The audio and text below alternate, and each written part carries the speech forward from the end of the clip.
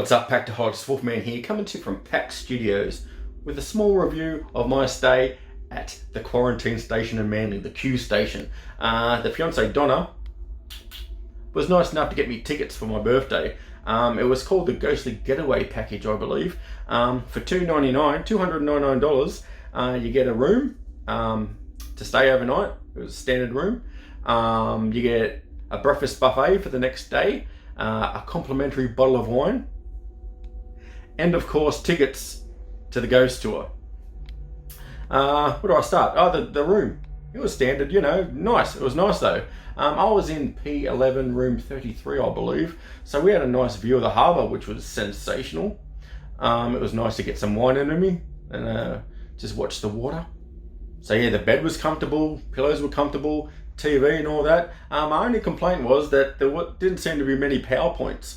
I did a good search, a thorough search, and all I can find is a double below the TV where the TV and the fridge were plugged in, the bar fridge, and a double in the bathroom. So Donna and I had to charge our phones and whatnot in the bathroom, which was a bit shit, but you know, whatever, we may do. But other than that, the rooms were great. It was very comfortable. So the breakfast buffet the next day was delicious. They had all the hot stuff. You had your baked beans. I love baked beans.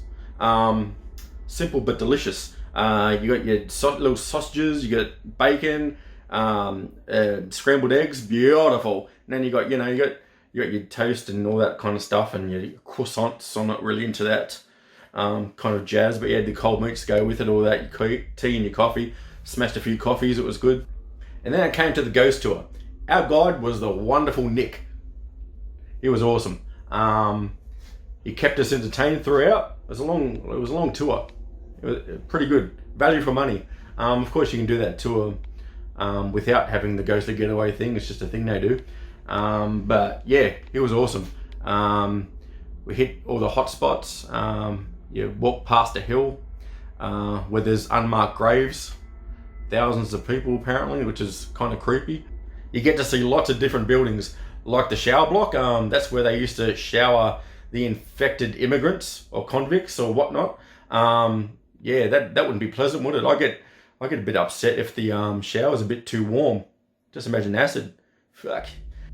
You get to go into the hospital, which is outstanding. They got some of the original beds there, which is pretty cool.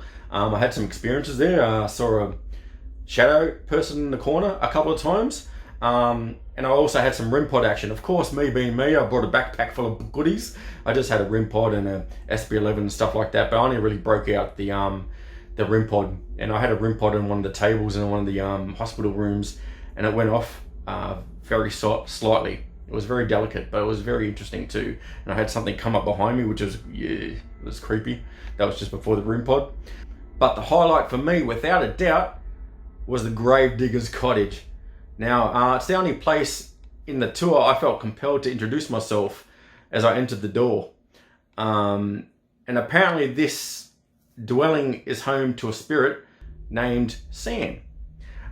So we're all ushered into the kitchen, and I had a REM pod and we had some K2s out on the kitchen table, and Nick was there telling stories about Sam, blah, blah, blah. And the K2s were going off. But some of the other people have gone into an adjoining room, which was his bedroom. And the big story there is he likes to open the wardrobe. Apparently Sam's a bit of a prankster. And this wardrobe opened once, I heard it. So Nick turns to me and says, "Rob, why don't you go in there and see what happens?" So I grabbed the REM pod, entered the room, placed the REM pod in front of this nice 1800s double door wardrobe, introduced myself yet again. "Hi Sam, it's Rob. I hear you like to open this door. Feel free to use my energy, I have plenty. Just go for it, mate." And it didn't even take a minute. This door just swung open with force. It set off the REM pod. The REM pod's flashing. It's flown as the door opened, and it's on the floor rolling around, flashing and making noise. And so there was 3 other people in that room with me. There was 2 ladies on the bed to my right, and there was a guy on the bed to my left. One of the ladies, when it happened, she let out a shriek and took off like the Flash. And the other 2 were on the beds like,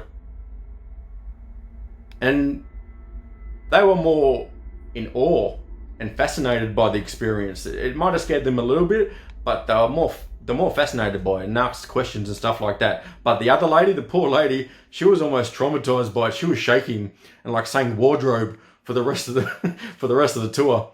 I hope she's okay. Hi, if you're watching. But yeah, so that was incredible. It was like a movie, like a Paranormal Activity movie. Like it swung open with force, and with the RIM pod going off, it was quite an experience for everybody. So yeah, guys, get to the Q Station. Highly recommended. Whether you stay the night, there's plenty of accommodation. Just do a ghost tour and go home. I strongly advise that you stay the night because it is a fantastic place. I was at peace. Yeah, stay, do the tour. There's lots of other stuff to do. There's a little museum down at the dock. There's places to eat. So yeah, guys, get to the Q Station. Highly recommended. And maybe I'll see you there.